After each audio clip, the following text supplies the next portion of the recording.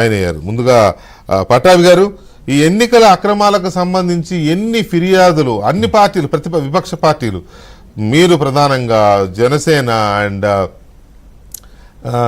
BJP and communist పార్టీలు అందరూ ఫిర్యాదులు చేస్తున్నారు. డెమోక్రటిక్ ఫోరం వాళ్ళు అయితే దీని మీద ఫైటే చేస్తున్నారు. అయినా ఏంటిది, ఎందుకు దీన్ని కంట్రోల్ చేయలేకపోతున్నారు? వికే గారు, ఈ బోగస్ ఓట్లకు సంబంధించి గత 6-7 నెలలుగా పెద్ద ఎత్తున తెలుగుదేశం పార్టీ ఉద్యమం చేస్తూ ఉంది. ప్రతి కాన్స్టిట్యున్సీలో కూడా ఒకటి బోగస్ ఓట్లు చేర్చడం దొంగ ఫామ్ 6లతో, రెండవది ఫామ్ 7లు సబ్మిట్ చేసి ఉన్న ఓటర్స్ని తొలగించడం. అంటే తెలుగుదేశం పార్టీ సింపథైజర్స్ అనుకున్న వాళ్ళందరూ ఓట్లు తొలగించే కార్యక్రమం ఒక పక్కన, వాళ్ళ వైపు నుంచి దొంగ ఓట్లను చేర్చే కార్యక్రమం ఒక పక్కన, రెండూ కూడా విపరీతంగా చేస్తూ ఉన్నారు. దీనిపైన పెద్ద ఎత్తున మేము ఆధారాలతో సహా ఇక్కడ ఉన్నటువంటి ఎలక్షన్ సిఇఓ గారికి కానివ్వండి, చీఫ్ ఎలక్టరల్ ఆఫీసర్కి కానివ్వండి, ఢిల్లీలో ఉన్నటువంటి ఎలక్షన్ కమిషన్కి కానివ్వండి, మేము అనేక పర్యాయాలు ఫిర్యాదులు చేసాం. కొన్ని సందర్భాల్లో గత్యంతరం లేనటువంటి పరిస్థితుల్లో, ఇప్పుడు ఉరవకొండలో కొంతమంది ఆఫీషియల్స్ని మీరు ఇందాక మాట్లాడినట్టు సస్పెన్షను, వాళ్ళపైన చట్టపరమైనటువంటి చర్యలు తీసుకోవాలి. అదేవిధంగా పర్చూరు కాన్స్టిట్యున్సీలో కొంతమంది పైన కేసులు పెట్టారు. ఈ రకంగా ఏదో కంటి తుడుపు చర్యలు ఉంటున్నాయి కానీ ఇంకా కఠినంగా వ్యవహరించట్లేదని మనం చెప్పుకోవాలి. ఉదాహరణకి ఇవాళ చంద్రగిరి కాన్స్టిట్యున్సీలో వీకే గారు, అక్కడ ఉన్నటువంటి మా ఇన్ఛార్జ్ పులివర్తి నాని గారు గత 2-3 నెలలుగా దాదాపుగా 40 నుండి 50 వేల దొంగ ఓట్లు నమోదయ్యాయి అని ఆయన ఆధారాలతో సహా అక్కడ ఉన్నటువంటి ఆర్డీఓకి అన్నీ కూడా సమర్పించి యాక్షన్ తీసుకోకపోయేసరికి ఆయన ఆర్డీఓ కార్యాలయం ఎదురుగుండా ఆమరణ నిరాహార దీక్ష కూర్చున్నారు. అయినప్పటికీ కూడా కనీస స్పందన లేకపోగా పులివర్తి నాని గారు దీక్ష చేస్తున్నటువంటి ప్రదేశానికి వైసీపీ రౌడీ మొక్కలు వచ్చి దాడి చేసే ప్రయత్నం చేస్తే కనీసం ఆర్డీఓ స్పందించకపోగా పోలీసు వారు ఎటువంటి యాక్షన్ కూడా తీసుకోకపోయేసరికి ఆయన మనోవేదనకు గురయ్యి పెట్రోల్ పోసుకోవాల్సిన పరిస్థితి వచ్చిందండి. వాళ్ళ పులివర్తి నాని గారు ఆయన ఒంటిపైన పెట్రోల్ పోసుకుని ఇంత దుర్మార్గంగా ప్రజాస్వామ్యం కూనీ కాబడుతున్నటువంటి పరిస్థితుల్లో ఇక నేను బ్రతకటం అనవసరం, విసిగి వేసారిపోయాను, నేను గత 2-3 నెలలుగా పోరాడి అలసిపోయాని చెప్పి పెట్రోల్ పోసుకున్నారు. సార్, ఎందుకు రావాలి అటువంటి పరిస్థితి? అంటే ఒక ప్రతిపక్ష పార్టీకి చెందినటువంటి కాన్స్టిట్యున్సీ ఇన్ఛార్జ్ ఇంకా ఎన్ని రకాలుగా పోరాడాలి సార్? ఎంతమంది దగ్గరికి వెళ్ళాలి? ఇవాళ ఆర్డీఓకి బుద్ధి జ్ఞానం లేదా?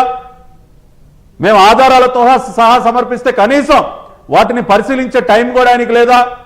ఇవాళ చంద్రగిరి కాన్స్టిట్యున్సీ మొత్తాన్ని కూడా అక్కడ ఉన్నటువంటి చెవిరెడ్డి భాస్కర్ రెడ్డి తన గుప్పెట్లో పెట్టుకుని ఎలాగో తన ముఖం చూసి ఎవడో ఓటేయడని చెప్పి ఇవాళ కొత్తగా కొడుకుని తీసుకొచ్చాడు సీన్లోకి.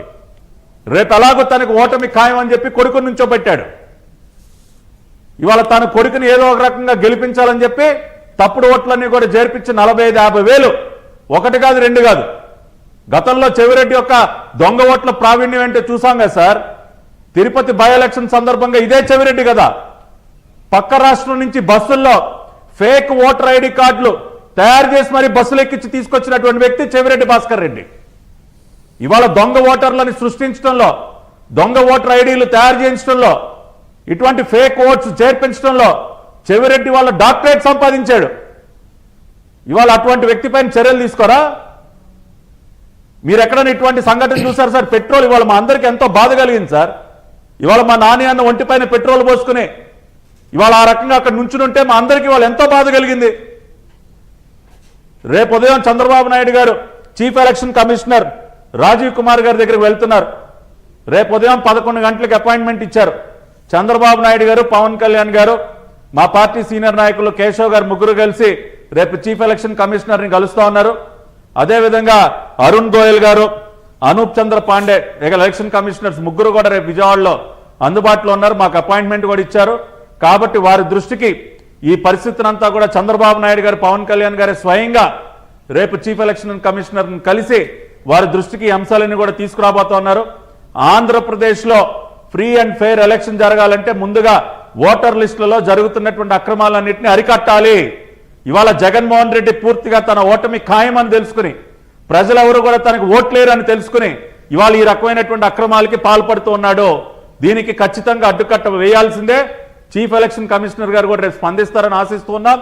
ఇవాళ వైసీపీ నాయకులు కూడా చెప్తా ఉన్నాం, ఇవాళ ఏదో మేము అన్ని లక్షల కోట్లు పంచిపెట్టాం, ఏదో బటన్ నొక్కాం, ఈ కబుర్లు దేనికయ్యా? ఇవాళ నిజంగా మీరు చేసినటువంటి అభివృద్ధి సంక్షేమం పైన అంత నమ్మకం ఉంటే దొంగల్లాగా ఇటువంటి పనులు ఎందుకు చేస్తారు మీరు?